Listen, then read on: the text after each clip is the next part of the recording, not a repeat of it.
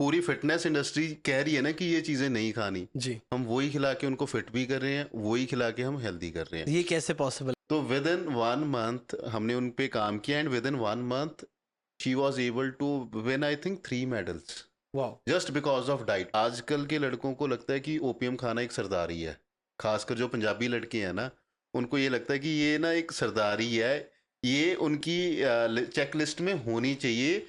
किसी को अगर हार्मोनल इम्बैलेंस की प्रॉब्लम आ भी जाए ना, जी। तो वो एक्सपेरिमेंट ना करे। हुँ। किसी को इसकी शुरुआत कैसे होती है कि मंथली साइकिल डिस्टर्ब हो गया, उससे पता लगना शुरू हो गया कि हमारे हार्मोन इम्बैलेंस शुरू हो गया।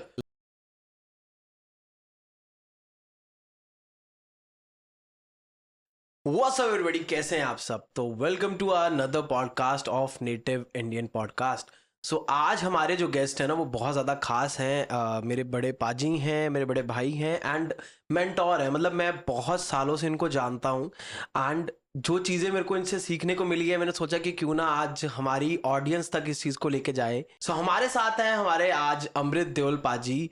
पाजी जो है एक डाइटिशियन है एंड मैं पाजी को बहुत टाइम से फॉलो कर रहा हूँ। लाइक मेरे को अगर कोई टिप्स की ज़रूरत होती है ना कभी अपनी फिटनेस हेल्थ को लेके, सो मैं इनकी इंस्टाग्राम को फॉलो करता हूँ। वहाँ पे मेरे को ऑटोमेटिकली चीज़ें दिख जाती हैं। कैसे है पाजी आप? बहुत बढ़िया, आप बताओ। बहुत देर के बाद मिले हैं, बट हमेशा जब भी मिलता हूँ बहुत अच्छा लगता है आपसे मिलके। सेम हेयर पाजी। सो आज के जो पॉडकास्ट की शुरुआत पाजी मैं करना चाहूँगा, सबसे पहले मैं चाहता हूँ कि हमारी ऑडियंस सबसे पहले आपके बारे में जाने।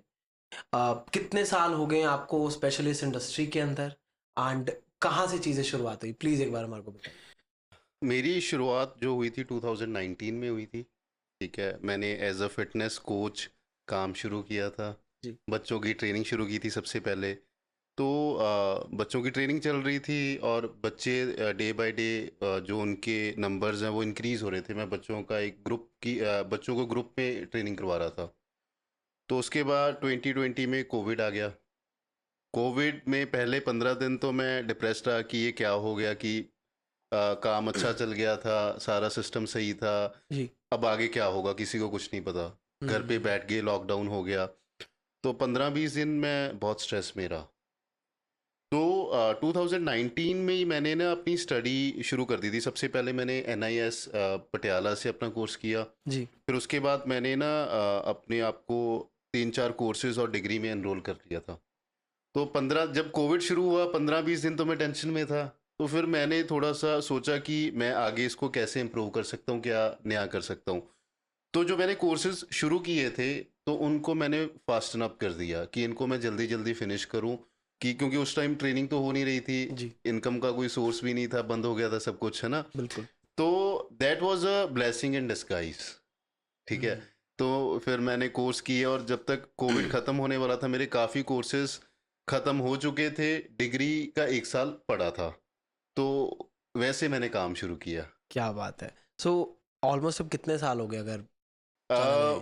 Almost 5 years. 5 इयर्स, हाँ राइट? जी। आफ्टर लॉकडाउन कैसे चीज़ें चेंज हुई? लाइक स्पेशली देखो कि आप डिग्रीज़ तो आप कर ही रहे थे। देखो डिग्री मेरे को पता है कि अगर आपको डायटीशियन बनना है तो आपको डिग्री तो ऑब्वियसली आपके पास होनी ही चाहिए।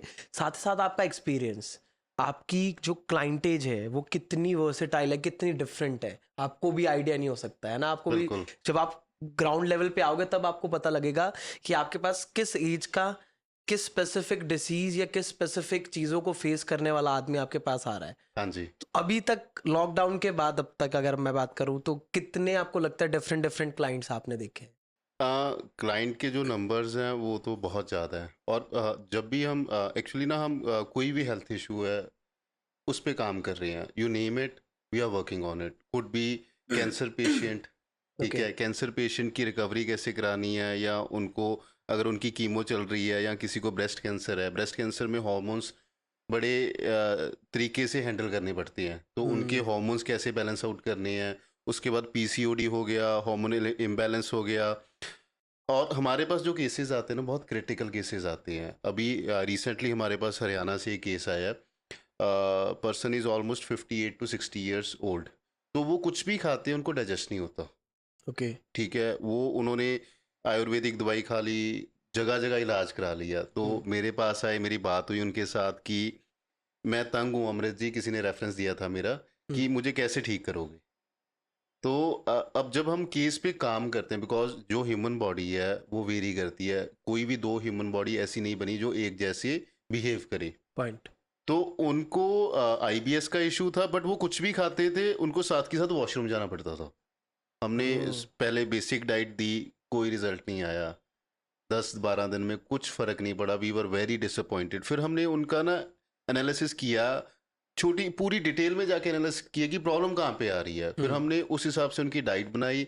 अब उनको 2.5 महीने हो गए, he is extremely happy with his health. उन्होंने अपनी वाइफ और अपने जो उनके मदर हैं, she is almost 80-82 years old, उनको भी हमारे पास एनरोल कराया।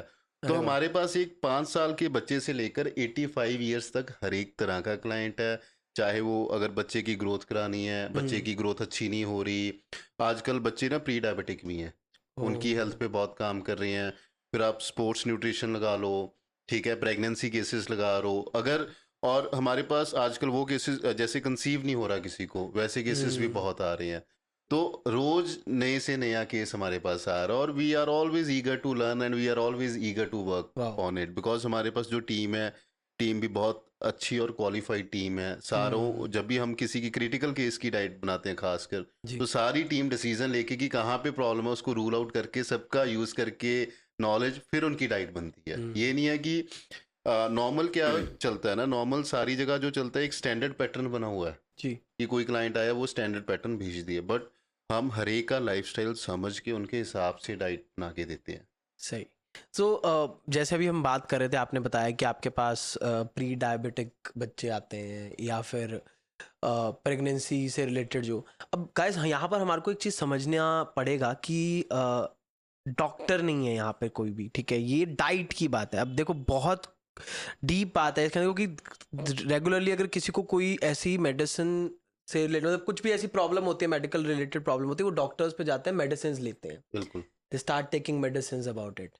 ठीक है, वो कहीं ना कहीं ज़रूरत भी होगी, but diet plays a big role. वो कोई नहीं, उस पर कोई ध्यान ही नहीं दे रहा आज के टाइम में, है ना। अभी भी टिल डेट लोग इतने अवेयर नहीं है कि अगर आपको कोई प्रॉब्लम है, देखिए दवाई बहुत ज़रूरी है, आपको खानी पड़ेगी, साथ के साथ आपको अपनी डाइट पे भी तो कंट्रोल रखना ही पड़ेगा ना। बिल्कुल। मैं इस पे ना जैसे लाइफस्टाइल डिजीजेस हैं, जी। डायबिटीज़ होगी, हाइपरटेंशन हो गया, हम्म, थायराइड भी किसी हद तक आप डाइट से कंट्रोल कर सकते हो। जी मैक्सिमम जो हेल्थ इश्यूज है ना, सबसे जी पहले ना आपको डाइट के साथ काम करना चाहिए, बिकॉज अब क्या होता है कि सबको ये लगता है कि हमारे जेनेटिक्स में हाइपरटेंशन है, हमारे जेनेटिक्स में डायबिटीज़ है, या हमारे जेनेटिक्स में ये प्रॉब्लम है, तो वो हमें होगी। तो हम अपने आप को साइकोलॉजिकली हमारे सबकॉन्शियस माइंड में हम फीड कर लेते हैं कि हमें ये प्रॉब्लम होगी। ऐसा नहीं है। देखो, जेनेटिक्स है, हमें कुछ मिला, जी। बट हमने उसको इम्प्रूव करने के लिए तो कुछ नहीं किया। मीन्स में load the gun, but trigger आपके हाथ में है कि उसको कहाँ पे लेके जाना। और डायबिटीज है, डायबिटीज अगर आप मेडिसिन के बिना कंट्रोल कर लो ना, अपने आप को 3 से 6 महीने दो कि अगर उसमें कंट्रोल होगी तो ठीक है, नहीं तो मेडिसिन तो आज शुरू कर लो, कल कर लो, medicine is the last option. Point. और जो सबसे बड़ी बात है ना, मेडिसिन से सिर्फ सिम्टम ठीक होते हैं, ऑर्गन हेल्थ इंप्रूव नहीं होती। आपके जो ब्लड शुगर लेवल है वो हाई रहते हैं, मेडिसिन लोगे वो नॉर्मल होने शुरू हो जाएंगे। ठीक है, हाइपरटेंशन है वो नॉर्मल हो जाएगी, बट रूट कॉज पे तो आपको फूड के साथ ही काम करना पड़ेगा ना। हीलिंग जो प्रॉपर्टी है वो फूड में ही होती है, फूड चॉइसेस में होती है। देखो अगर हम बात करते हैं भाजी, अब आपके पास, चलो मैं मानता हूँ कि जेनेटिकल डिसऑर्डर अगर किसी को लगता है कि है ना उसकी फैमिली में ब्लड शुगर है, हाइपरटेंशन है, बट कहीं ना मुझे ना कभी कभी ये भी ऐसा लगता है कि सपोज जब मैं बहुत ज़्यादा डाउन फील करता हूँ, बहुत ज़्यादा सैड फील करता हूँ, है ना, या मैं कभी कभी डिप्रेस फील करता हूँ किसी काम को लेके, तब मुझे ऐसा लगता है जो खाना है उस टाइम स्पेशली हमारे लिए एक बहुत बड़ा रोल प्ले करता है। अगर मुझे कोई उस टाइम कोई चॉकलेट या कोई कुछ अच्छा खिला दे तो मेरा मूड चेंज हो जाता है। अभी आप ये मानते हो कि ऐसा हम सभी के साथ होता होगा, राइट? तो इसको मैं साइंटिफिकली बताऊं थोड़ा सा, क्यों फील बिल्कुल करते बिल्कुल हैं। बिल्कुल। जब हमें स्ट्रेस या एंजाइटी होती है तो हमारी जो बॉडी है ना वो कॉर्टिसोल हार्मोन रिलीज करना शुरू कर देती है। ओके। जो कॉर्टिसोल हार्मोन है वो एक तरह का डेंजर जोन एक्टिवेट हो जाता है हमारी बॉडी का। उसका मतलब ये है कि बॉडी साथ की साथ ग्लूकोज रिलीज करना शुरू कर देती है। ओके। ग्लूकोज रिलीज होगा तो बॉडी की नीड होगी कि मुझे इंस्टेंट ग्लूकोज अब बाहर से दो। तभी जब भी हमें स्ट्रेस या एंजाइटी होती है, हमें हमेशा चॉकलेट्स या कोई भी डिजर्ट है उस तरफ हम जाएंगे। ठीक है। और इसका ऑल्टरनेट भी है, ठीक ओके, है। अगर नेक्स्ट टाइम अगर आपको स्ट्रेस या एंजाइटी होगी, गो फॉर अ वॉक, ठीक है। या आप लाउड म्यूजिक सुनना शुरू कर दो, ठीक है। जैसे कि सबकी हॉबी अलग अलग होती है, हुँ, ठीक है। या फिर सबसे जो इजी है, ग्रीन स्पेस देखो, कोई पार्क देखो, वहां जाके बैठ जाओ, एनालाइज करो कि आपके आसपास क्या हो रहा है। वहां पे आप लोग देखोगे तो उससे क्या होगा कि जो हमारा हार्मोनल सिस्टम है वो ट्रिगर होना शुरू हो जाएगा, हुँ, सेरोटोनिन हार्मोन रिलीज होना शुरू रिलीज़ हो हो जाएगा, जाएँगे। वो कॉर्टिसोल को नीचे ले आएगा और यू विल फील रिलैक्स्ड। हमें क्या होता है कि सबसे इजी ऑप्शन है फूड है, वो दिखा वो खा लो, we start feeling good. But suppose अगर कोई फ़ील कर रहा है ऐसा एंड वो नहीं जा पा रहा, तीसरे ऑप्शंस तीनों ऑप्शंस नहीं, बट उसको क्या खाना चाहिए? कुछ ऐसा सजेस्ट करना चाहोगे? हाँ जी, उसमें गर्मियों का मौसम है, have a bowl full of mangoes. Okay. Mango खा के किसको खुशी नहीं होती? हुँ, और जितने हैप्पी हॉर्मोन्स हैं वो मैंगो के साथ रिलीज होने। आपको मैं हुँ, बात बताता हूँ, मैं भी फील करता हूँ, बहुत से लोग ऐसा फील करते होंगे, जब आपके आगे ही सिर्फ बाउल बाउल में मैंगोज पड़े हो ना, हुँ। चॉप किए हुए, मन वैसे ही खुश हो जाता है। हाँ, ये तो खाने तो है। बाद की बात है, मैंगोज देख के ही खुश हो जाते हैं। मैंगोज़ तो फिर फलों का राजा कहते हैं ना, इसलिए क्योंकि वो उससे अलावा कुछ और मतलब चॉकलेट को अवॉइड करने के लिए। चॉकलेट, आप डार्क चॉकलेट खा लो, ओके। ठीक है। चॉकलेट खानी है, have two two cubes of chocolate, जरूरी तो नहीं पूरा बार खाना है, हुँ, ठीक है। उसके अलावा you can have a slice of bread, हुँ, ठीक है। मैंगो स्मूदी पी लो, you can have cold coffee, you can have hot coffee. हमें ये नहीं है कि हमें कुछ नहीं खाना, हुँ। मॉडरेशन इज़ दी की। हमें हमारा ना ब्रेन वॉश किया गया है। अब बच्चा है, जी, बच्चा ना, बच्चे को बच्चा अगर चॉकलेट खाने के लिए बोल रहा है, जी, आप मना कर दो, वो ज़बरदस्ती पूरी खा लेगा, जी, ठीक है। आप बच्चे को बोलो हैव 2 क्यूब्स, वो 2 क्यूब्स खा के खुश हो जाएगा, वो तीसरा नहीं माँगेगा। पॉइंट। हम साइकोलॉजिकली तो देखते ही नहीं है, हमने तो बस ये हुँ, करना है, एक्सट्रीम में जाना है, या तो पूरा बाहर दे दिया या तो नहीं देना। तो point. You should be able to handle anybody on based upon the circumstances. हुँ। अच्छा पाजी, चलो हम बात करते हैं कि अब सपोज़ फैमिली है, एक पूरी फैमिली एक साथ रहती है ना, हर एक इंसान के खाने का टेस्ट अलग है, हर एक इंसान की अपनी पर्सनल चॉइसेस होती है सपोज़। अब अगर एक घर में 4 चीज़ें बनी हैं, उन 4 चीज़ों में से एक चीज़ मुझे नहीं खानी, तो मैं क्या करूँगा, मैं सारा ही मील स्किप करूँगा and I will go out and मैं खाऊँगा खाना ही, खाऊँगा मैं खाना ही किसी ढाबे पे या किसी रेस्टोरेंट में। बट वो मुझे इफ़ेक्ट देगा, ना कि वो जो घर पे बना है। उसके क्या रीज़न हो सकते हैं? इफेक्ट किस चीज़ का कह रहे हो लाइक आप? जैसे तेल, हाँ सपोज़ जी। अगर हम बात करें, अब घर में हम मोस्टली या तो सरसों का तेल या फिर घी, थर्ड ऑप्शन होता है रिफाइंड। और रिफाइंड भी अगर हम कोशिश करते हैं कि जितना मार्केट में अगर कोई बेस्ट इंडिया में मिल रहा है, हम वो ले लें। अदरवाइज़ अगर हम कहीं रेस्टोरेंट या ढाबे में जाते हैं, वहाँ पे मुझे तो नहीं लगता कि कोई ऐसा घी या सरसों का तेल आस-पास वहाँ दिखता होगा। तो उससे क्या-क्या इफ़ेक्ट्स जो हैं हमारे बॉडी पे पड़ता है? बिकॉज़ मैं स्पेसिफिकली उन बच्चों के लिए बात कर रहा हूँ, ये बच्चों का स्पेशल कवर कर रहा हूँ कि जिनके माँ-बाप घर पे वो जो चीज़ बनाते हैं वो नहीं खाते, क्योंकि मैं उनमें से पहले था एक, मैं I was one of them और मैं बाहर खाता था। बट धीरे-धीरे करके ना मुझे ऐसा लगा कि मैं वेट गेन करने लग गया हूँ, या फिर मुझे बहुत ज़्यादा ज़ुकाम या मेरा इम्यूनिटी बहुत वीक हो गई थी एक टाइम के बाद जाके ना, कि मैं ईज़िली बीमार पड़ जाता था, कुछ भी खाता था मेरे को। तो उस टाइम आपको क्या लगता है कि क्या-क्या चीज़ें करनी चाहिए माँ-बाप को, और बच्चों को क्या-क्या चीज़ें अवॉइड करनी चाहिए? बच्चों को ना हमेशा, बच्चों को वैरायटी चाहिए होती है। हुँ, अगर फूड देते हैं, वो नॉर्मल खाना नहीं खा रहे हैं, तो उनको वैरायटी दो, जी। ठीक है। चपाती है, कभी चपाती सिंपल दे दी, कभी उसमें वेजिटेबल नीड कर दिए, कभी उसको पराठा बना दिया, वैसे ही वेजिटेबल्स हो गए। वेजिटेबल्स अब अगर आप वैरायटी में दोगे ना उनको, हुँ, they will definitely love love, point. ठीक है। हम अगर उनको एक जैसा खाना देते रहेंगे ना, जी, तो वो बोर हो जाते हैं बच्चे। अब मन लगाना है, वो कैसे लगाना है ना, अलग अलग वेरिएशंस। और बच्चों को मीठा भी देना पड़ेगा, जी। ठीक है। बच्चों को अब बहुत से बच्चे होते हैं जैसे मीठा खाना पसंद ही नहीं करते, तो उनको सॉल्टेड फूड हो गए, नट्स दे दो, पीनट मसाला बना दो, चना मसाला बना दो, चटपटा हुँ, फूड बना के दे दो। अब पनीर है, अब पनीर भुर्जी खा लो, पॉइंट। चपाती खा लो। अगर उसी चपाती में अगर हम पनीर की भुर्जी रैप करके थोड़ी सी ड्रेसिंग लगा के दे दें, तो फॉर्म चेंज होगी। पॉइंट। तो हमारी क्रिएटिविटी पे डिपेंड करता है कि बच्चों को खुश कैसे करना है। हुँ, पास्ता, पास्ता बाहर जाने की बजाय घर पे बना के दे दो, हुँ, ठीक है। उसमें वेजिटेबल्स लोड कर दो, उसमें पनीर डाल दो, उसमें सोए चंक्स डाल दो। पॉइंट। अब हर एक चीज़ का हेल्दी वर्जन होता है, एक अनहेल्दी वर्जन होता है। हम्म। तो वो देखना है अब कैसे बच्चों का मन लगाना है। अब बच्चों को ऑरेंज जूस बहुत पसंद होता है, जी। ठीक है, उनको फ्रेश ऑरेंज जूस दे दो rather than giving them Tropicana या कोई भी tetra pack, pack, tetra tetra pack. Pack वाला हो गया। पॉइंट। तो उनको फ्रेश ऑरेंज जूस बना दो, ठीक है, मैंगो स्मूदी बना दो, हम्म। ठीक है।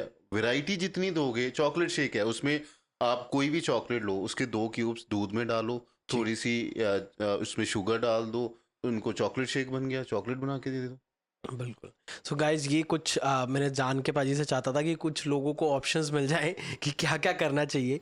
सो अभी मेरा ना पाजी नेक्स्ट सवाल जाता है कि आप जब इतने सारे क्लाइंट से में बात करिए, आप डील करते हो, ठीक है, अब आपके पास कभी कोई ऐसा क्लाइंट आया है कि जो जिद्दी हो, मतलब जिद्दी इन सेंस कि जिसकी कोई एक ऐसी हैबिट जिसको आपको छुड़वाने में बहुत दिक्कत आई हो, सपोज कोई भी टाइप की हैबिट हो सकती है, किसी की मीठा खाने की हैबिट या किसी की ऐसी, उस पे आप कैसे ट्रिगर, मतलब उनका जो सॉर्ट करते हो आप सारी चीजें? वो हम ना पहले क्लाइंट की प्रेफरेंसेस समझते हैं, ओके। ठीक है। हमारे पास पता नहीं क्लाइंट सारे जिद्दी ही आते हैं और हम उनकी आदतें भी खराब करते हैं। ठीक जो है। हमारे पास क्लाइंट आ गया ना, there are very few chances वो कहीं और जाके खुश होगा, बिकॉज ओके। हम तो आदतें खराब करते हैं। जो पूरी फिटनेस इंडस्ट्री कह रही है ना कि ये चीज़ें नहीं खानी, जी। हम वही खिला के उनको फिट भी कर रहे हैं, वही खिला के हम हेल्दी कर रहे हैं। ये कैसे पॉसिबल है पाजी? पॉसिबल ये है कि अब सारी इंडस्ट्री बोल रही है कि वीट नहीं खानी चाहिए, हम आटा नहीं वीट, खाना चाहिए, आटा नहीं खाना चाहिए, हम आटा खिलाते हैं। ग्लूटेन फ्री आटे आ गए हैं अब तो। हाँ, तो हम तो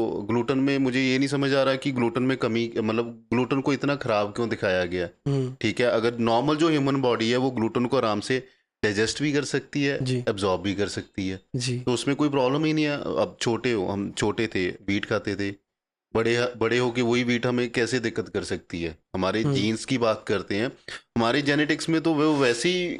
चावल तो बहुत कम, इधर हमारे नॉर्थ साइड में तो बहुत कम चावल खाए जाते थे एक हाँ टाइम जी, तक। तो वीट ही खाई जाती थी वीट ही ना, खाई जाती थी शुरू तो से।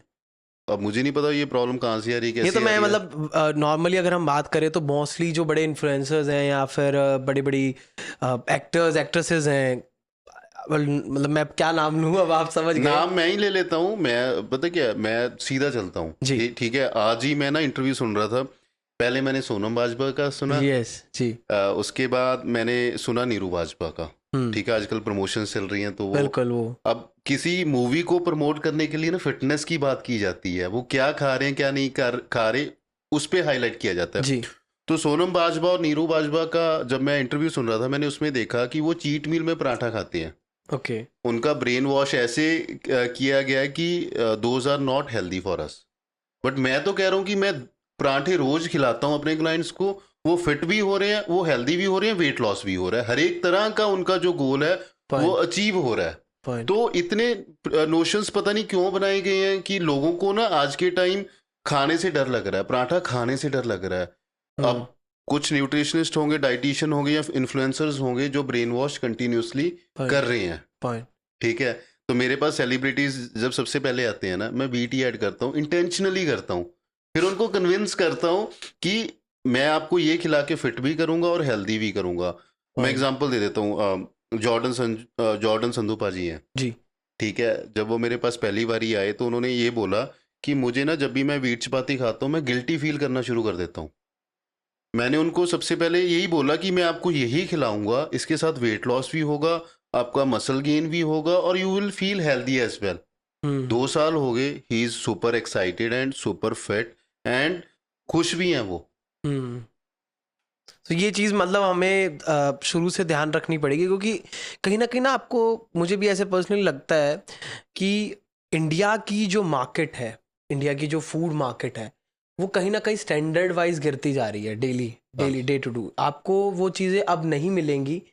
ऑर्गेनिक भी अब ऑर्गेनिक नहीं रहा, to be honest. Organic is not that organic जैसे पहले किसी टाइम में हुआ करता था। अगर आप नॉर्मली अगर कहीं से अब कोई रोटी खा रहे हो, उसमें पेस्टिसाइड से लेके सब चीज़ें वो है, तो तब उस जगह पे आपको क्या लगता है कि आप जैसे सपोज अपने लिए कुछ चूज करने जा रहे हो, तो आप क्या मेन चीज़ें हैं जो देखते हो मार्केट के अंदर? मार्केट में ना सबसे पहले तो आपका सोर्स है वो सही होना चाहिए। ओके। ठीक है, आप कहाँ से, अब जैसे वीट है या डेयरी प्रोडक्ट्स हैं, जी। हर एक घर में वो सबसे ज़्यादा क्वांटिटी में यूज़ होते हैं। पॉइंट। तो मेक श्योर कि अगर जहाँ से आपकी डेयरी सोर्सिंग हो रही है तो आप वहाँ पे एक बारी विजिट करो कि वहाँ पे स्टैंडर्ड्स फॉलो किए जा रहे हैं, नहीं जा रहे, क्वालिटी मेंटेन्ड है, वो इंजेक्शंस तो नहीं लगा रहे एटलीस्ट उनका। रिव्यू तो देख ही सकता है हाँ, इंसान। रियलिस्टिक। अब आप जो भी सिटीज़ है, जो आपका दूध आ रहा है 1 घंटे की ज़्यादा से ज़्यादा दूरी में आ रहा पॉइंट है, पॉइंट। तो you can go to malls, you have ample of time, तो एक दिन लगा के अपने उस फार्म हाउस पे भी विजिट करके देख सकते हो ना कि वहाँ पे क्या स्टैंडर्ड्स फॉलो किए जा रहे हैं, वो साफ सफाई हाइजीन वहाँ पे है कि नहीं है। बिल्कुल। उसके बाद वीट है, वीट भी अगर आप किसी से डायरेक्टली आप सोर्स कर सकते हो, उससे अच्छी तो कोई बात ही नहीं है। लाइक जो फार्मर्स होते हैं, अगर आप फार्मर्स से खरीद के हाँ उसको जी, पिसवा, क्योंकि हमारे घर में तो आज भी यही होता है भाजी हाँ जी, कि मंडी में हम जाते हैं जहाँ पे अच्छी मिल रही होती है, हम उसको एज पर द रेट लेकर हाँ जी। उसको हम स्टोर करते हैं एंड विद टाइम हम उसको चक्की से पिसवा लेते हैं। ना वीट बुरी है, जी ना राइस बुरे हैं, ना जी डेयरी बुरी है, आपकी जो सोर्स है वो सही होनी चाहिए कि कहाँ से वो आपका सामान आ रहा है। बिल्कुल बिल्कुल। अच्छा पाजी, हम बात करते हैं सपोज अगर अब हम दो बंदों के बीच में कंपैरिजन करते हैं। एक है हमारे पहलवान, सपोज एक स्पोर्ट्स पर्सन, दोनों स्पोर्ट्स पर्सन है, एक पहलवान है और एक सपोज आप कर दीजिए टाइक्वांडो या फिर कोई ऐसा मार्शल आर्ट्स में से है।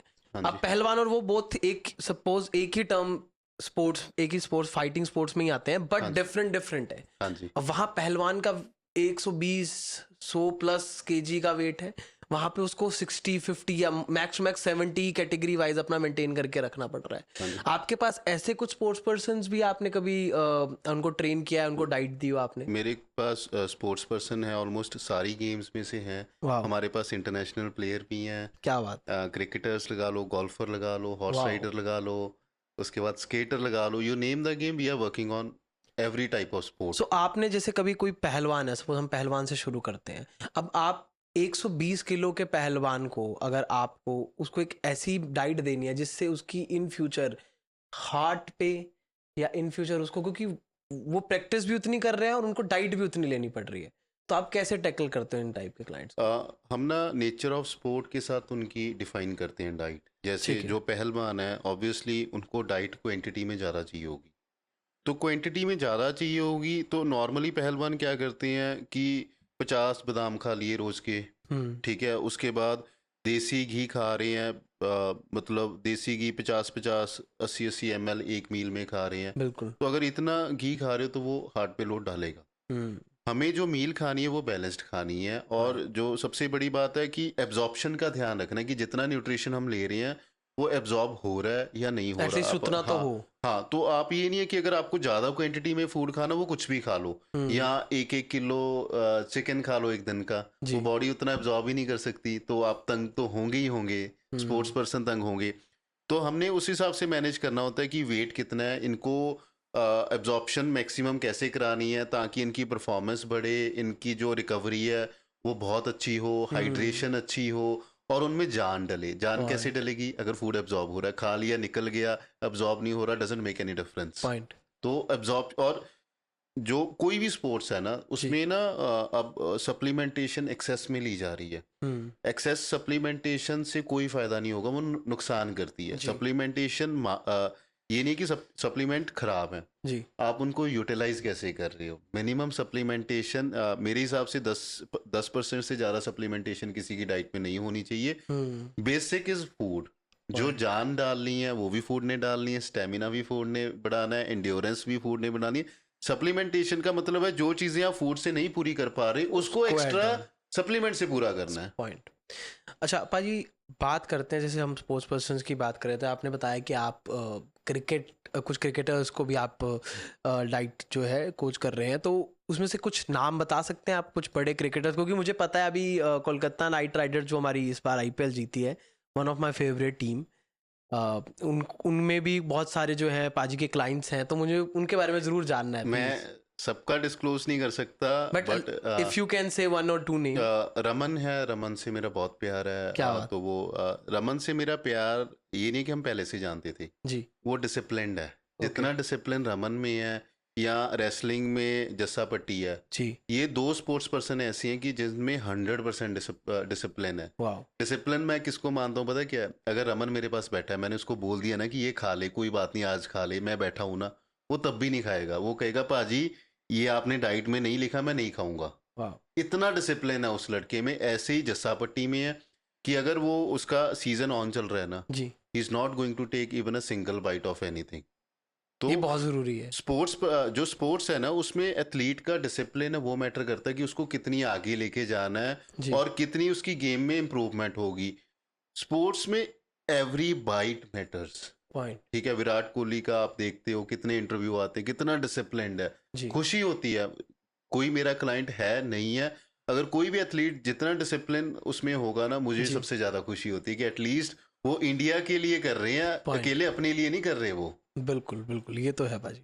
अच्छा, अगर हम बात करते हैं, चलो अभी आपने बताया मेरे को कि हॉर्स राइडिंग के भी आपके पास डिफरेंट डिफरेंट, जैसे पोलो गेम होती हाँ है, जी। हॉर्स राइडिंग होती है, उसके अंदर उसके भी क्लाइंट्स हैं, तो उसमें क्या, क्योंकि वहां तो कोई फिजिकल एक्टिविटी एज सच नहीं हो रही है, तो उसमें भी कुछ डाइट का रोल फिर रहता है यार? फिर नहीं, आपको लगता है कि उसमें फिजिकल एक्टिविटी नहीं होती? हॉर्स राइडिंग एक ऐसी गेम है ना, आपके टो के नेल से वो लेकर तो ना आपके हेयर तक नो डाउट। Everything moves. या और अगर आपने हॉर्स को कंट्रोल करना है ना, आपके पास उतनी स्ट्रेंथ, स्टेमिना, एंड्योरेंस होनी चाहिए। बिल्कुल। मैं एक क्लाइंट की बात बताता हूँ। Girl is almost 8-9 years old.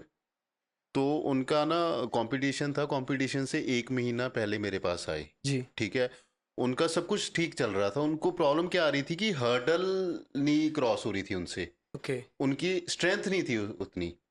तो विद इन 1 मंथ हमने उन पे काम किया, and within 1 month she was able to win I think 3 medals, wow. Just because of diet. बाकी प्रैक्टिस सही चल रही थी, सिर्फ 1 महीने में हमने डाइट उनकी मैनेज की एंड उनके 3 मेडल आ गए। बिकॉज हॉर्स राइडिंग पाजी मैं भी शौक रखता हूँ, मैंने की भी है, एंड मुझे स्पेशली क्योंकि जब पाजी ने बताया ना, तो मुझे ऐसे एक बार मुझे भी क्लिक हुआ कि यार हाँ यार, हॉर्स राइडिंग एक स्पोर्ट है। हाँ और जी। हॉर्स राइडिंग में भी तो डाइट की क्योंकि अगर आपने अपना, आपका उसमें स्ट्रेंथ नहीं है, आपका उतना वेट ज़्यादा है, वेट हाँ जी, कम है, वो भी तो कोई ना कहीं ध्यान रखना पड़ता आपकी होगा ना। लेग स्ट्रेंथ और फोर आर्म स्ट्रेंथ बहुत अच्छी चाहिए उसमें। ओके। अगर वो अच्छी होगी, आप हॉर्स को उतने अच्छे वे से कंट्रोल कर सकते हो। बिल्कुल भाई। अच्छा चलो भाई, हम डाइट की तो अब हम बात कर ही रहे हैं, साथ ही साथ आपके पास कुछ ऐसे कभी क्लाइंट्स आए हैं जो किसी चीज़ से एडिक्टेड हो?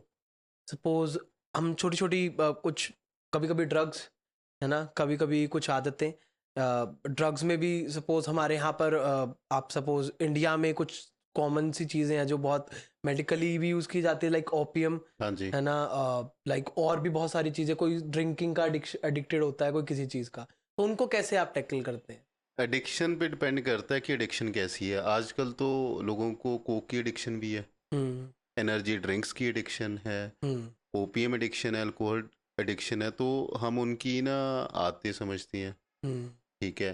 अ, हम मैंने पर्सनली बहुत लोग हैं जिनकी एनर्जी ड्रिंक की एडिक्शन ख़त्म की है। रेड बुल, हाँ जी, अलग अलग और भी बहुत अलग सारे अलग, नेम हाँ हैं। जी, बिकॉज उनको क्या होता है, और जो एनर्जी ड्रिंक है ना, वो हेल्थ को बहुत नुकसान करती है। अगर आपका लाइफस्टाइल क्लीन है, आप अच्छा खा रहे हो, मेरे पास एक रिपोर्ट आई है रिसेंटली, जी। तो वो बिल्कुल हेल्दी खा रहे थे। जब मैंने उन्हें उनकी डाइट एनालाइज की, तो ओके। मैंने दोबारा दोबारा उनसे पूछा कि एक्स्ट्रा क्या कर रहे हो। तो उन्होंने मुझे बताया कि ना वो हफ्ते में 3 दिन पार्टी करते हैं, ओके। वो ड्रिंक नहीं करते। तो ड्रिंक की जगह वो 2 से 3 एनर्जी ड्रिंक लेते हैं जब भी वो पार्टी पे जाते हैं। जी। तो दैट वाज द कल्प्रेट। मैंने उनका फिर मैनेज किया, विद इन 3 मंथ्स उनके जो लीवर की रिपोर्ट्स हैं सारी नॉर्मल होगी, just by taking their energy drink out of their schedule. इतना बड़ा रोल रहता है आजकल। ओह। क्या होता है कि यंगस्टर्स क्या सोचते हैं कि एनर्जी ड्रिंक से क्या ही हो जाएगा, पॉइंट। बट नॉन अल्कोहलिक जो फैटी लीवर है ना, उसमें से सबसे बड़ा रोल एनर्जी ड्रिंक का है उसको खराब करने में। हम्म। ठीक है, उसके बाद ओपीएम एडिक्शन वाले आते हैं। तो ओपीएम को जो विड्रॉ करने के लिए बहुत टाइम लगता है अगर आपने फूड के साथ करना है। ओके। तो उसको धीरे धीरे धीरे धीरे टेपर ऑफ करना पड़ता है, उसकी फूड या हल्की फुल्की सप्लीमेंटेशन के साथ उसको रिप्लेस करना पड़ता है। कोई भी एडिक्शन है, a person is psychologically addicted two point. It. आपकी बॉडी को ज़रूरत हो ना हो, बट साइकोलॉजिकली वो बैरियर बन जाता है बैरियर बन उसको जाता छोड़ने के लिए। है। जी। तो पहले तो उनकी जो साइकोलॉजिकल स्ट्रेंथ है, जहाँ साइकोलॉजी पे काम करना पड़ता है, we have counsellors as well. हम्म। तो धीरे धीरे बाकी हम फूड के साथ रिप्लेस कर देते हैं हर एक चीज़ को। तो मतलब आपको नहीं कभी ऐसा लगता, क्योंकि अभी तो बहुत ज़्यादा ओपीएम को, like OPM, to be honest guys, if you don't know, OPM पहले बहुत ज़्यादा ही हुआ करता था, कुछ 90s की अगर हम बात करें, because it was one of the crop जो हाँ यहाँ जी। पर उगाई जाती थी, एंड वो मेडिकल पर्पस से या डिफरेंट डिफरेंट चीज़ों के लिए यूज़ की जाती थी। एंड कुछ लोग आज भी उसको मेडिकल पर्पस से शायद लेते हों, क्योंकि हमने सुनी है ये बातें, और हमारे को यूजुअली गानों में, पंजाबी गानों में या कहीं ना कुछ सुनने को मिल जाता है ऐसा। तो वो कहीं ना कहीं आज के टाइम में वो चीज़ बिल्कुल ही डिफरेंट हो गई है। Now people take it as a pride, हाँ सबसे जी। पहले तो। दूसरा, उसको खाने के बाद या जो भी जिस तरीके से भी उसको आप कंज्यूम कर रहे हो, उसके बाद आप कैसे उसको बिहेव कर रहे हो। आप सपोज लड़ रहे हो या आप घूम रहे हो, एक अलग टाइप। पहले अगर कभी कंज्यूम की भी जाती होगी तो वो किस तरीके से की जाती थी, कुछ बता पाएंगे आप? पहले ओपीएम का पहले जो ओपीएम को यूज़ करते थे जी। या जिनकी फिजिकल लेबर में काम होता था या खेतों में काम करते थे, हम्म। वो यूज़ करते थे ताकि उनको काम करने में दिक्कत ना आए। हम्म। ठीक है, उनको एनर्जी भी मिलती थी, स्ट्रेंथ भी मिलती थी। और 10-10 12-12 घंटे जब खेतों में काम करना, तो डेफिनेटली उनको कुछ ना कुछ लेना पड़ेगा। बिल्कुल। बट आजकल के लड़कों को लगता है कि ओपीएम खाना एक सरदारी है। खासकर जो पंजाबी लड़के हैं ना, उनको ये लगता है कि ये ना एक सरदारी है, ये उनकी चेक लिस्ट में होनी चाहिए, ताकि उनको लगे कि इनका लाइफस्टाइल पता नहीं कितना का अच्छा है। बट वो कितना का डैमेज करती है हमारी बॉडी को, आप बताएंगे? अगर डैमेज एक्सेस में हम बहुत एक्सेस में ले रहे हैं तो। ओपीएम डैमेज बहुत करती है।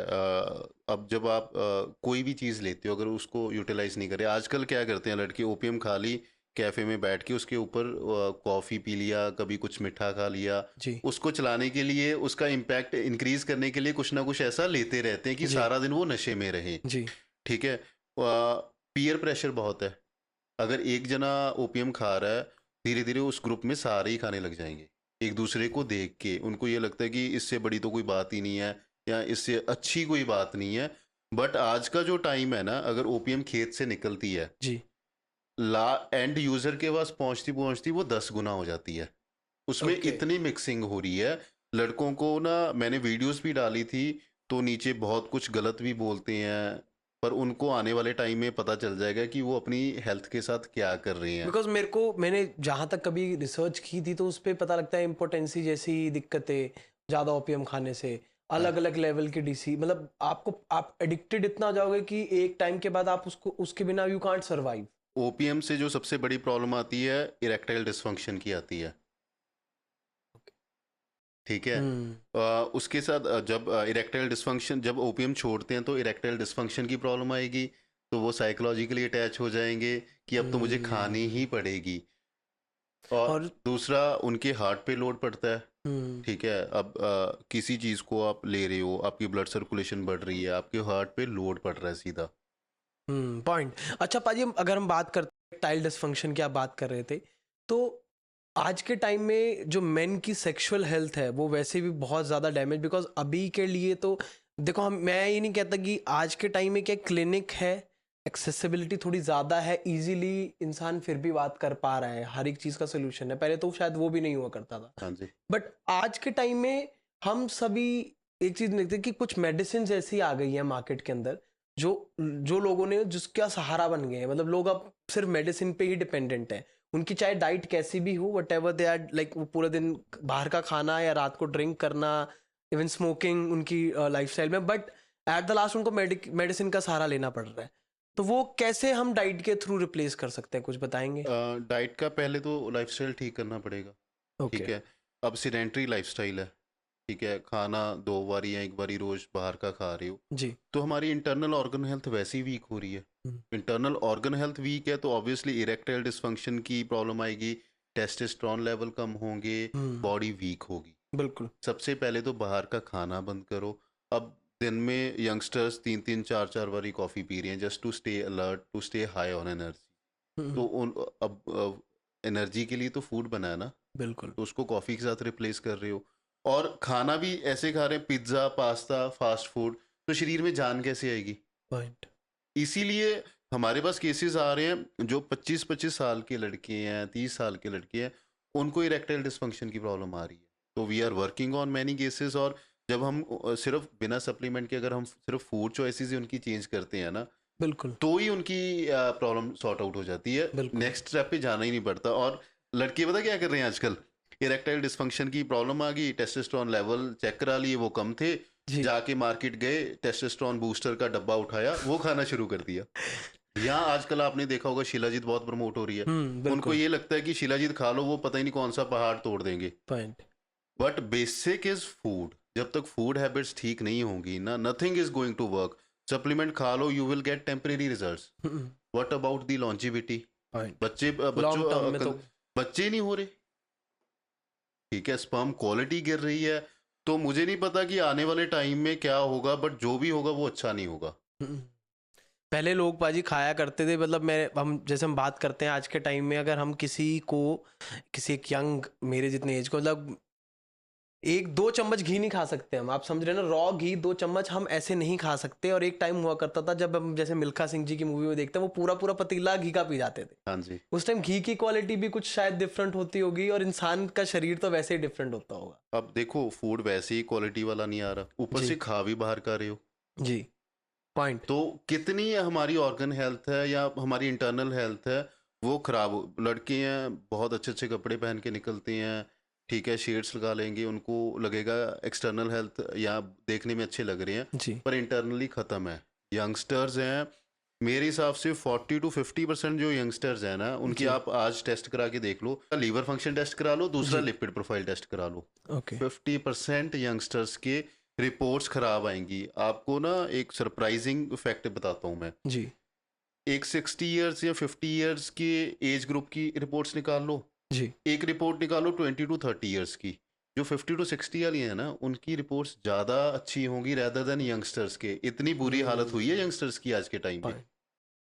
जनरेशन चेंज होने की वजह से ना बहुत ज़्यादा मुझे लगता है अब चीज़ों में फ़र्क आ गया। अब तो अगर हम मतलब टू बी ऑनेस्ट इसका आज मैं आपको सबसे बड़ा फ़र्क मैं बताऊँ कहाँ पे है। जी जब आप छोटे थे, छोटे इन द सेंस कि जब आपकी एज 13-14 थी, जी आप ज़्यादा से ज़्यादा क्या खाते थे बाहर जाके?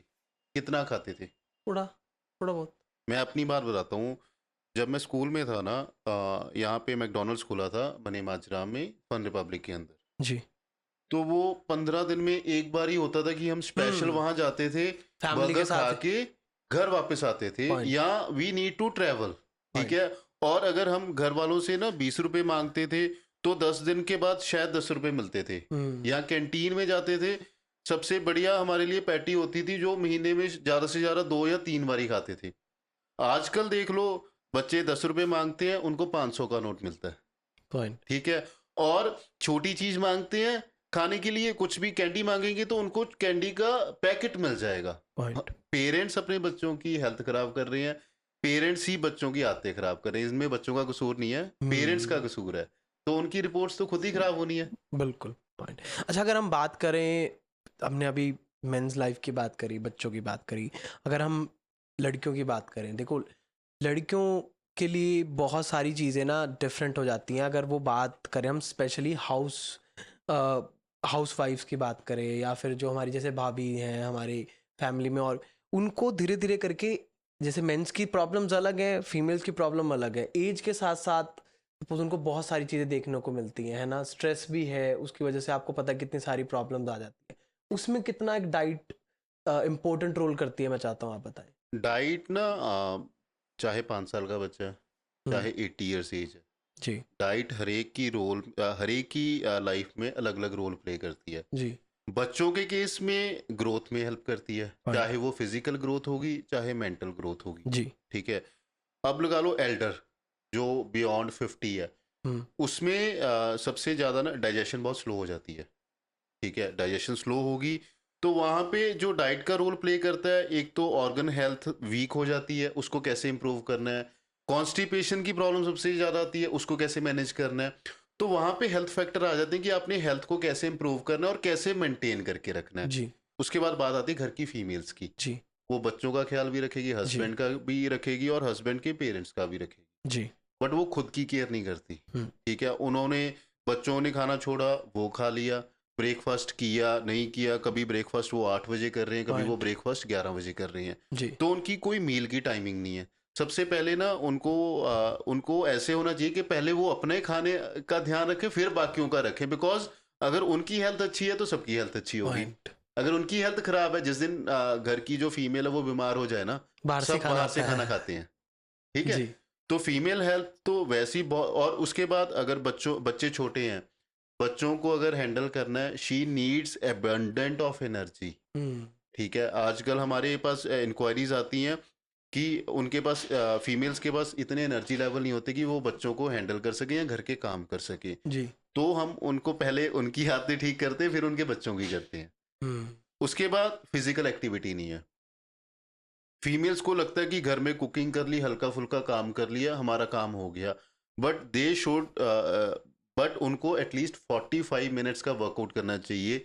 योगा हो गया या वॉक हो गई, या घर में हल्की फुल्की स्ट्रेंथनिंग एक्सरसाइजेस वो कर सकते हैं। पॉइंट। तो वो जो अपनी हेल्थ को इग्नोर कर रहे हैं वो ना करें।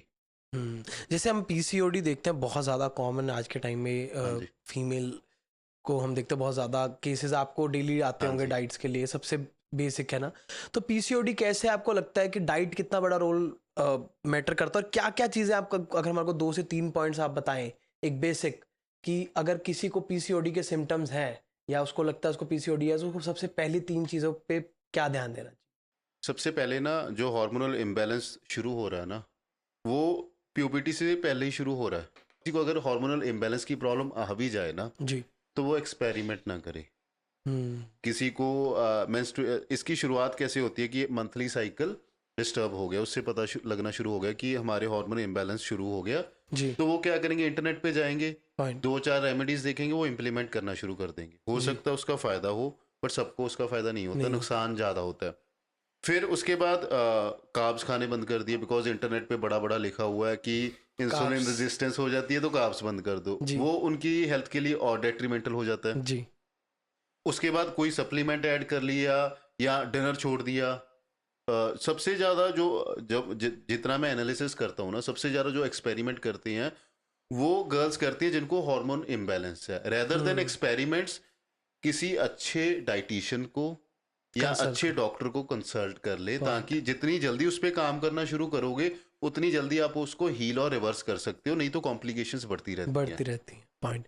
अच्छा, जैसे हमने अब देख रहे हैं कि अब इतनी सारी हमने डाइट की बातें करी बाजी, अब मैं चाहता हूँ कि आप कोई हमारे को कोई अपने एक ऐसे क्लाइंट की, विदाउट द नेम स्पेशली, कोई ऐसी एक स्टोरी बताएं जो आपके लिए एक चैलेंज था लाइफ में, और वो आपको टाइम लगा अचीव करने में, बट वो एक मिसाल बन गई आपके लिए भी कि हाँ, अगर ये चीज़ हम डाइट के थ्रू ठीक कर सकते हैं, तो शायद diet is one of the main की रोल चीज़ों को क्योर करने का। सबसे पहले तो मैं हमारे एक क्लाइंट है, उनका तो मैं नाम ले सकता हूँ। ठीक है। His name is Amritpal Singh, और उनकी एज 58 है। ओके। जब मेरे पास आए ना, तो वो मेडिकल फील्ड में भी हैं। ओके।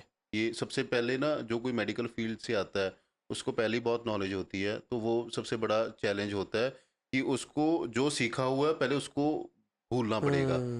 ठीक है, तो उन्होंने मुझे चैलेंज दिया कि मैं 58 ईयर्स का हूँ, उनकी कोलेस्ट्रॉल की मेडिसिन चल रही थी, कि अगर ये बंद कर दोगे ना तो हाँ। मैं मान जाऊंगा आपको। ओके। ठीक है, और वो रहते भी अकेले हैं।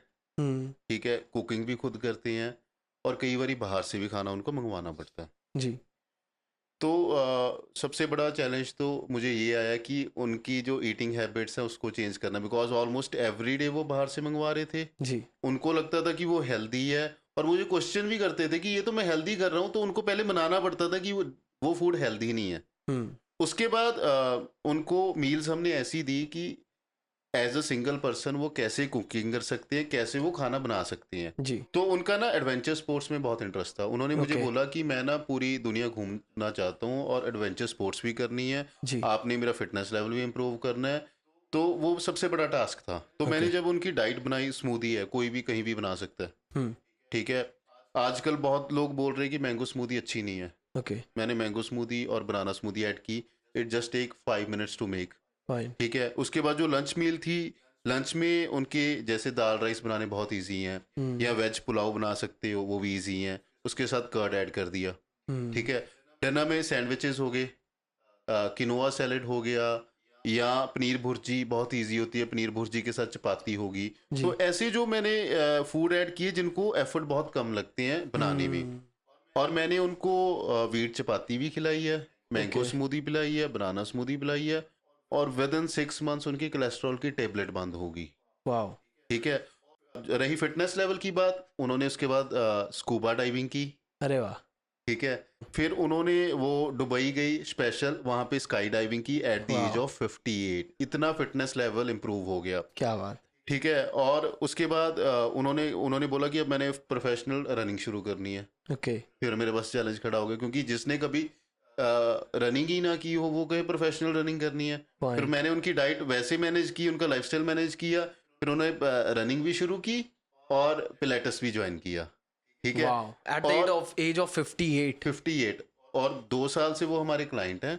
और जो रिसेंटली थायराइड की मेडिसिन भी ले रहे थे, वो डेली ले रहे थे, अब वो ऑल्टरनेटिव्स पे होगी। मतलब बीइंग अ सिंगल पर्सन किसी की ईटिंग हैबिट्स चेंज करना ना बहुत डिफिकल्ट बात है, ये बहुत बड़ा चैलेंज था। और वो खुद बताते हैं कि अमृत जी, आपने मुझे 10 साल कम से कम मेरी एज रिवर्स कर दी। Wow, basically diet is the key, कहना हम यही जाएंगे, है ना? कुछ भी अगर एंटी एजिंग करनी है ना, हाँ डाइट से ऊपर कुछ नहीं है। जितने मर्जी प्रोडक्ट यूज कर लो, जब तक आपकी ईटिंग हैबिट्स नहीं ना ठीक होंगी, तो आप एज को रिवर्स नहीं कर सकते। एज को रिवर्स करना है ना, जी। तो फूड के साथ ही आप एज को रिवर्स कर सकते हो। और दुनिया में कोई ऐसी चीज नहीं बनी, जितने मर्जी सप्लीमेंट, जितने मर्जी प्रोडक्ट यूज कर लो, ईटिंग हैबिट्स आपको ठीक करनी पड़ेंगी। मैं 5 फूड ऐसे बताऊंगा जी। जो अगर आप डाइट में ऐड कर लो तो आपको बहुत फायदा होगा। ओके। सबसे पहले ग्रीन टी। जी। ग्रीन टी में ना EGCG नाम का एंटीऑक्सीडेंट होता है, ओके। जो आपके स्टेम सेल्स को रीजनरेट जल्दी करता है। ओके। ठीक है, और उसको वेट लॉस की जगह अगर इस बेनिफिट के लिए यूज करोगे ना, तो बहुत बेनिफिट। और वेट लॉस तो ग्रीन टी से होता नहीं है। आप ऐसा थोड़ी समोसा खा लो उसके बाद ग्रीन टी पी लो तो वेट लॉस हो जाएगा। तो point. It has health benefits rather than going for weight loss. Weight loss. ठीक है, उसके बाद dark chocolate. Okay. Dark chocolate आपकी हेल्थ के लिए बहुत अच्छी है। ठीक है, अगर शुगर क्रेविंग्स भी हो रही हैं तो वो डार्क चॉकलेट के साथ आराम से आप सेटल कर सकते हो। वाह। उसके बाद फ्रूट्स हो गए। आपकी डाइट में फ्रूट्स एंड वेजिटेबल्स ज़्यादा से ज़्यादा चाहिए। उसमें फ्लेवोनाइड्स होते हैं, एंटीऑक्सीडेंट्स होते हैं, मिनरल्स एंड वाइटामिन्स होते हैं, जो बॉडी के लिए नेसेसरी हैं। बिल्कुल। फिर कार्ब्स। ओके।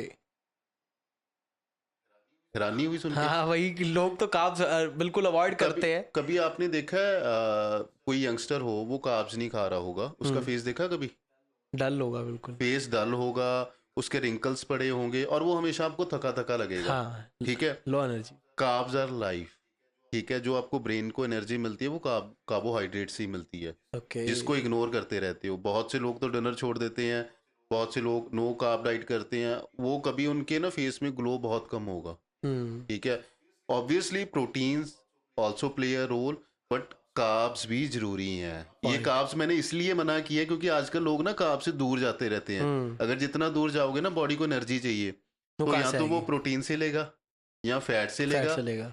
नहीं तो फिर बॉडी खुद को खाना शुरू कर देती है अगर बॉडी को एनर्जी नहीं। साइंस तो Point. सबने पढ़ी है ना, एनर्जी बिल्कुल। कहाँ से आएगी? कार्बोहाइड्रेट, फैट्स या फिर ठीक है, protein. Then comes the micronutrients. Micronutrients में आपके ट्रेस मिनरल भी आते हैं। सॉल्ट लगा लो। कभी आपने किसी ने 1 महीने के लिए सॉल्ट बंद किया, उसका फेस देखा है? सूख जाता है। मैंने किया ट्राई। यस। ये आपने खुद नहीं किया ना? बिल्कुल। तो सॉल्ट हर एक चीज ना मॉडरेशन में चाहिए। मॉडरेशन इज द की। ठीक है, ग्रीन टी हो गया, जी। फ्रूट्स एंड वेजिटेबल्स हो गए, जी। कार्बोहाइड्रेट भी जरूरी Okay. है। अगर प्रोटीन खाना तो कार्बोहाइड्रेट भी जरूरी है। ठीक है, उसके बाद डार्क चॉकलेट होगी। जी। ठीक है, उसके बाद अपने माइक्रो न्यूट्रिएंट्स हो गए। अपने माइक्रोन्यूट्रिएंट्स हो गए, जी। ट्रेस मिनरल्स हो गए। जी। पाजी, मैं चाहता हूँ कि आप हमारे को ना कोई ऐसी 3 आदतें बता दीजिए, या फिर कोई 3 ऐसी हैबिट जो चेंज या ऐड ऑन करनी चाहिए जब किसी भी फीमेल को पीसीओडी की प्रॉब्लम। अगर अगर ये 3 चीज़ें फीमेल्स फॉलो करेंगी तो उनका हार्मोन इम्बैलेंस बहुत हद तक रेगुलेट हो सकता है। ओके। सबसे पहले ना, females are addicted to chocolates okay. And chips. ठीक है, ये पैक्ड चीज़ें ना, चॉकलेट चिप्स स्पेसिफिकली मैंने इसलिए बोला क्योंकि फीमेल्स कोई भी लगा लो, इन दोनों चीज़ों की तो एडिक्शन उनको होती ही होती है। 99% हाँ, होती है। ये दोनों चीज़ें निकाल दो, और जितनी प्रिजर्वेटिव्स वाली चीज़ें वो यूज़ कर रहे हैं, वो नंबर 1 पे निकाल दो अपनी लाइफ से। रेदर देन आप कार्ब्स बंद कर दो और बहुत जो हेल्दी चीज़ें खा रहे हैं, डेयरी प्रोडक्ट बंद कर दो, उसकी जगह पैकेट वाला फूड बंद कर दो सबसे पहले। ओके। ठीक है, उसके बाद फीमेल्स ना बहुत बहुत टाइम डिजिटल फीमेल्स बहुत टाइम ना अपना मोबाइल्स पे या इधर उधर लगाते हैं, हम्म, उसमें से सिर्फ 45 मिनट्स निकाल के ना जी कोई फिजिकल एक्टिविटी में एनरोल कर लो। इंटरनेट पे ना बहुत वहम डाले जा रहे हैं कि आपको सिर्फ वेट ट्रेनिंग करनी है, रेजिस्टेंस ट्रेनिंग करनी है। मैं कह रहा हूँ कि 45 मिनट्स ऑफ एनी ट्रेनिंग, चाहे योगा हो गया, जी वॉक रनिंग होगी, मोबिलिटी होगी, स्ट्रेंथ ट्रेनिंग है, कुछ भी है, बॉडी को एक्टिवेट करो। बिल्कुल ठीक है। पीसीओडी की प्रॉब्लम तब आती है जब इंसुलिन रेजिस्टेंस होवे। जी उसको सिर्फ खत्म कर सकते हो जितने आप फिजिकली एक्टिव होंगे। बिल्कुल ठीक है। और जो तीसरा है, तीसरा फास्ट फूड। हम्म फास्ट फूड अपनी लाइफ से निकाल दो। इन तीनों मैं कहता हूँ कि आप घर का खाना, हेल्दी खाना 3 मील्स खा लो, सुबह शाम दोपहर को, और साथ में फ्रूट्स एंड वेजिटेबल्स ऐड कर लो। जी चॉकलेट खानी है, डार्क चॉकलेट ऐड कर लो। इसके साथ ही विद इन 30 डेज उनको फर्क पड़ जाएगा। हम्म और जो एक चीज जो सबसे सेफ चीज है ना, वो ऐड कर ले हिबिस्कस टी। ओके हिबिस्कस 2 बारी दिन में हिबिस्कस टी ऐड कर लो। ठीक है। ठीक है। और उसके बाद hydration. Thank you so much पाजी, बहुत अच्छा लगा। एंड गाइज अगर आप हमारे अमृत पाजी को इंस्टाग्राम पे फॉलो नहीं करते हैं, सो मेक श्योर आप इनकी इंस्टाग्राम आईडी जो डिस्क्रिप्शन बॉक्स में मेंशन और यहाँ पर भी फ्लैश हो रही होगी। सो आप इनको फॉलो करें for more fitness tips, for diet tips, because मैं तो इनको फॉलो करता हूँ।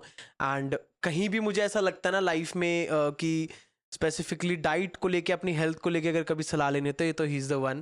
थैंक यू सो मच पाजी, thank you so much for your time. Thank you आपका, आपने मुझे अपने प्लेटफॉर्म पे इनवाइट किया और अपना थॉट प्रोसेस लोगों के साथ शेयर करने की अपॉर्चुनिटी मिली। तो थैंक यू, तो मुझे आपका करना नहीं नहीं, चाहिए। थैंक यू वाइस वर्सा पाजी, थैंक यू सो मच।